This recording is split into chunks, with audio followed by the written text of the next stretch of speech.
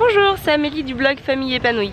J'espère que tu vas bien. Alors aujourd'hui je vais te parler de la connexion avec les enfants, comment rester connecté avec son enfant la plupart du temps, en fait tout le temps en tout cas, pour essayer de faire en sorte que tout se passe bien avec lui. Enfin bon, je vais te développer tout ça. En attendant, nous on arrive aux sources d'eau chaude à Camiguin, c'est Ardent Spring. Voilà, on va y passer un petit moment, on va te voir tout ça, on t'emmène avec nous.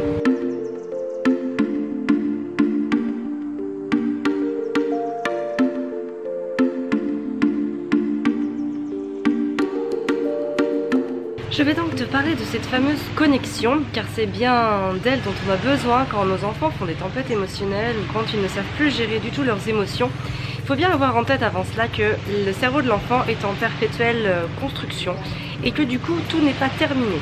Il y a des choses qui se construisent chaque jour et donc du coup il a besoin de nous pour l'aider à se construire. C'est notre rôle de l'aider. Alors comment l'aider au mieux, parce que c'est vrai que c'est pas toujours facile de trouver et les bons mots et les bonnes attitudes pour pouvoir être connecté avec son enfant, tout simplement parce que je pense que le vrai problème il est bien là, c'est qu'on est bien connecté à quelque chose mais pas forcément à son enfant et surtout peut-être pas de la bonne manière pour assurer une bonne relation avec ses enfants.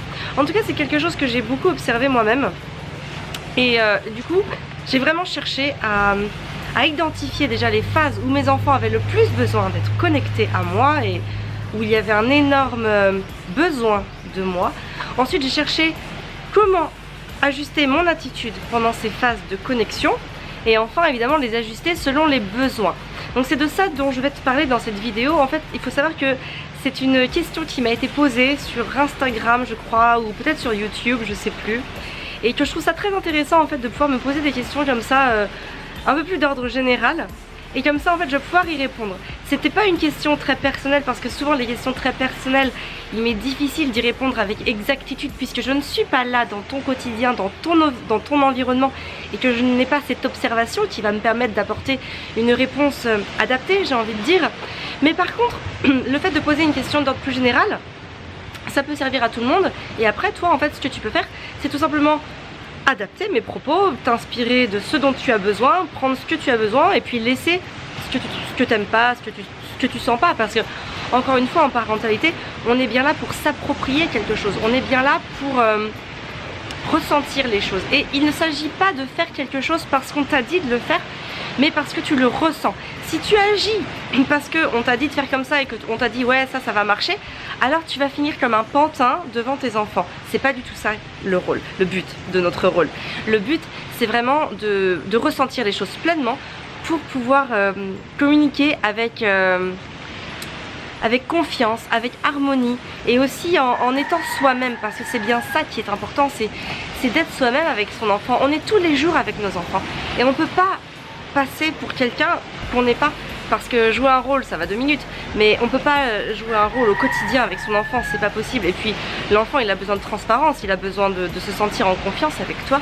Donc voilà, prends ce que tu as à prendre, laisse ce que t'aimes pas ou ce que tu te sens pas de faire aussi tout simplement. Et je crois que ce serait ça en tout cas, c'est une bonne façon pour avancer chacun dans son cheminement. Moi aussi c'est comme ça que je fais par rapport aux livres que je lis ou par rapport aux formations que je reçois, ou par rapport à tout en fait dans la vie. Je prends toujours ce que j'aime, ce qui m'inspire, ce qui va m'aider à aller au-delà, m'aider à aller plus haut. Et puis je laisse ce que j'aime pas ou du moins ce que je ressens pas, ce que je pense que je peux pas m'approprier. Et je fonctionne beaucoup comme ça parce qu'évidemment tu pourras jamais te retrouver à 100% dans un discours. Ou du moins oui, par exemple sur une vidéo tu vas pouvoir te retrouver à 100%. Mais pas sur tout le long, c'est pas possible parce que forcément chaque auteur, chaque blogueur, chaque n'importe quoi a sa façon de faire, sa façon d'être et la façon aussi dont il s'est approprié les choses. Et donc par rapport à ça, il y a un énorme travail de retranscription à faire. Et le travail de retranscription, il est très très personnel. Voilà, moi en gros je te donne des bases, je te dis comment je fais avec mes enfants, je te dis ce qui marche et après bah tu prends pas, t'adaptes pas, c'est toi qui vois. Alors pour en revenir à nos connexions, moi j'ai identifié 2 moments où les connexions avec nos enfants sont vraiment énormes en termes de besoins, c'est-à-dire où l'enfant a besoin de nous. La première, ça va être ce que j'appelle pendant les phases de transition. Les phases de transition, c'est un terme que voilà, je me suis auto-approprié puisque je ne l'avais lu nulle part, mais en tout cas je trouve assez intéressant parce qu'il caractérise bien le truc. c'est qu'en fait il va falloir être en connexion avec ses enfants pendant les moments où ils vont passer d'une action à une autre, c'est-à-dire vraiment les phases de transition. Par exemple, partir pour aller quelque part, passer à table, aller faire sa toilette le soir. Voilà, tout ça ce sont des moments où à la base l'enfant faisait quelque chose, il était dans un état, donc par exemple le matin, je sais pas, il était en train de dormir par exemple, et hop, on va lui demander d'aller prendre son petit déj. Ça c'est une phase de transition. Par exemple, on est l'après-midi, on est mercredi après-midi, l'enfant joue calmement chez lui, mais il faut partir quelque part pour X raisons. Ça c'est une phase de transition. Le soir il était dans une activité, voilà, il jouait, je sais pas, n'importe quoi, imagine la vie du quotidien, et hop, faut aller se mettre en pyjama pour se coucher. Ça c'est une autre phase de transition. Et en fait ces phases de transition là, eh bien elles sont très perturbantes pour l'enfant parce qu'il passe d'un état où il est seul, où il fait ce qu'il veut, ou en tout cas il est bien dans son truc, et on va lui demander de faire quelque chose, et en plus souvent on lui demande de le faire assez rapidement, et donc là en fait il perd tous ses repères, en plus on lui demande plein de trucs. Donc là pour moi c'est une grosse phase de transition, c'est une phase où l'enfant a énormément besoin de nous, de notre attention. Et la deuxième phase dans laquelle l'enfant a énormément besoin d'une bonne connexion avec nous, c'est pendant les phases d'attente. Les phases d'attente, ce sont les phases en voiture, en avion, en bateau, dans les salles d'attente, chez le docteur, chez le coiffeur, enfin, bref, partout où tu attends en fait, l'enfant ne fait rien et donc il a un énorme besoin de connexion avec toi. Donc ça c'est vraiment les phases que j'ai identifiées, en tout cas que moi je gère avec mes enfants pour être au plus près de leurs besoins. Maintenant je vais t'expliquer comment gérer pendant ces phases de connexion. Alors c'est quoi avoir une bonne connexion? Comment avoir une bonne connexion avec son enfant? Alors je les ai listés pour pas en oublier parce que voilà, des fois je parle et puis j'oublie de dire des trucs. Donc du coup, déjà écouter l'enfant sincèrement. Ça c'est très important, que s'il a quelque chose à nous dire, il faut l'écouter. Il a quelque chose à dire, en tant que personne, on le respecte et on l'écoute.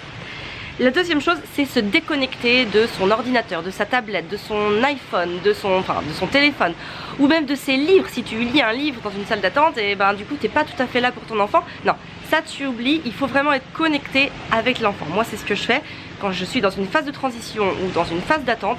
Je suis connectée avec mon enfant, c'est-à-dire que je lâche à peu près tout pour être avec lui. Notamment au niveau des repas, au niveau des moments où on part. Je peux pas faire deux choses en même temps, moi non plus. Mon enfant ne peut pas faire deux choses en même temps et je ne peux pas faire deux choses en même temps. Je ne peux pas être connectée à mon enfant et connectée sur mon téléphone. Tu vois le truc? La troisième chose, c'est être avec l'enfant pleinement. C'est-à-dire ressentir les choses avec lui, les vivre avec lui. S'il est enthousiaste, on s'enthousiasme avec lui. S'il y a quelque chose qui le saoule, on comprend que ça le saoule. Bref, on est en empathie, on fait marcher ses neurones miroirs absolument sur lui, et cette fois-ci c'est lui qui nous transmet l'info et on lui ressort avec empathie pour être connecté avec son émotion. Ensuite ça va être anticiper ses besoins en les préparant. Je pense notamment pendant les phases de transition. Il y a beaucoup de choses qui sont faciles à préparer. Faire en sorte que les chaussures soient prêtes si on doit partir, que le manteau soit prêt, qu'il sache où aller le trouver. En général il l'a posé, mais si jamais voilà, il est posé à un autre endroit, tu l'as mis à laver ou quoi que ce soit, bref, il faut que tout soit prêt. Il faut que dans son environnement les choses soient simples et fluides. S'il faut qu'il se lave les mains, il faut qu'il puisse se laver les mains avec facilité et pas qu'il monte, pas qu'il aille chercher un tabouret, qu'il l'amène, qu'il monte dessus, qu'il allume le robinet, qu'il redescende, qu'il repose le tabouret, qu'il aille le ramener à sa place.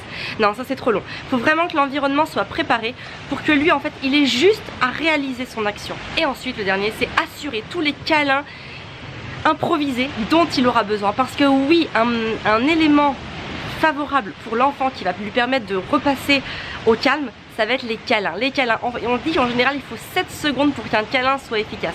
Si à un moment ton enfant il a un problème, c'est-à-dire qu'il a une tempête émotionnelle, il n'arrive plus à gérer son émotion, prends-le dans tes bras avec réelle envie pendant 7 secondes. Tu vas voir, il va se calmer, c'est juste magique. Et enfin le dernier point que je voulais évoquer avec toi, c'est comment ajuster la connexion aux besoins. Parce qu'en effet, par exemple, tu vas me dire, tu es dans un bateau, tu es dans un avion, même en voiture, tu peux pas être connecté pleinement à 200% avec ton enfant tout le temps, parce que toi aussi tu as besoin de faire des trucs et que c'est aussi un moment où voilà, tu peux lire un livre, tu peux répondre à des mails, enfin bref, tu peux faire des choses. Donc en effet, il va falloir ajuster. Par exemple, moi, pendant les phases de transition, je suis connectée à 200% avec mes enfants, parce qu'en fait, plus le besoin est court et intense, plus la demande en connexion va être forte. Donc c'est pour ça que pendant les phases de transition, ce sont souvent des moments très très courts, mais très très intenses, où le besoin de connexion est vraiment fort. Et là, je ne fais rien d'autre qu'être avec mes enfants. Mais ça dure vraiment pas longtemps. Donc au niveau de ma possibilité de donner, c'est possible, c'est gérable, je peux. Maintenant en effet, quand tu prends l'avion, quand tu es en voiture, quand tu es en bateau, quand on est dans une salle d'attente, là en effet le moment peut être plus long. Dans ce cas là, ce que tu fais, c'est que tu es en mode veille.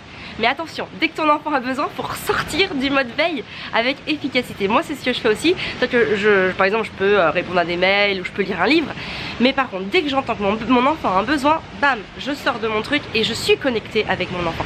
Ça demande un peu d'exercice, mais franchement rien d'irréalisable, ça se travaille, c'est comme tout. Et je crois qu'il faut faire rentrer cette dynamique en fait dans ton quotidien.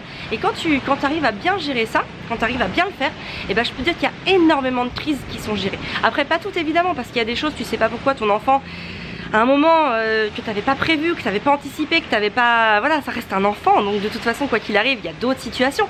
Mais il y a quand même pas mal de situations qui peuvent rentrer dans un manque de connexion avec son enfant. Voilà ce dont je voulais te parler à peu près sur les connexions. Je te laisse avec le lien d'une vidéo sur le Terrible 2. C'est pas un lien, c'est pas un mot que j'aime forcément, c'est pas une expression que j'utilise moi en tout cas pour mes enfants, mais en tout cas c'est une expression qui image bien la période entre 2 et 3 ans où en effet les tempêtes émotionnelles sont assez présentes, peuvent être parfois très très fortes, et donc du coup voilà, je te laisse avec une vidéo comment les gérer, comment moi je fais avec mes enfants, bref, où je te donne encore des pistes pour assurer au mieux pendant cette période pas toujours facile de l'enfant, donc qui se situe entre 2 et 3 ans, même si ce ne sont pas des, comment dire, ça ne commence pas aux 2 ans de l'enfant et ça finit pas aux 3 ans de l'enfant, mais ça se situe approximativement sur cette période là. Donc pour la recevoir c'est très simple, hein, tu cliques dans le lien, tu m'indiques ton mail et je t'envoie la vidéo, enfin voilà, c'est très simple, tu la recevras directement dans ta boîte mail. Voilà, bah écoute, en tout cas tu peux liker, partager la vidéo. Je pense qu'il y a beaucoup de parents qui sont tributaires des tempêtes émotionnelles de leurs enfants, ils savent pas comment faire pour les gérer, et peut-être que ce besoin de connexion, enfin en tout cas mes astuces au niveau de la connexion peut les aider. Moi c'est vraiment quelque chose qui marche à la maison, c'est du vécu, hein, du 100% approuvé. Donc voilà, je me dis que si ça marche pour moi, il n'y a pas de raison que ça marche pas pour les autres, même si chaque enfant est unique, il y a quand même des choses globales que l'on peut appliquer à l'ensemble des enfants, heureusement. Et voilà, donc sur ce, je vais te laisser, n'hésite pas à t'abonner à Famille Épanouie si c'est pas encore fait, comme ça tu reçois toutes les notifications de mes futures vidéos. Et sur ce, je te souhaite une très belle journée, prends soin de toi et de tes enfants.